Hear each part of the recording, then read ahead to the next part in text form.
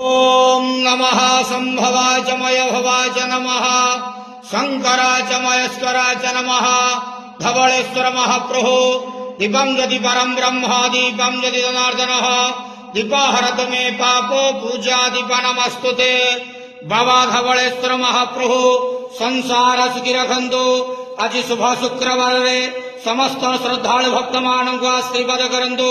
समस्त श्रद्धालु भक्त मानकर मनस्कामना पूर्ण करंतु कर्म क्षेत्र उन्नति करंतु ग्रह रिष्ट खंडन करंतु जगतर मंगल करंतु विश्वर कल्याण करंतु आपणकर नाम प्रकाश करंतु सेवकर डाक श्रवण करंतु समस्त अवसा भक्त मानकर मनस्कामना पूर्ण करंतु महाप्रभु धवलेश्वराय नमो नमः संसार सुखी रखंतु आनंद गेवार हरि बोलो आज शुभ शुक्रवार समस्त श्रद्धालु भक्त मानक आशीर्वाद करंतु आनंद गेवार हरि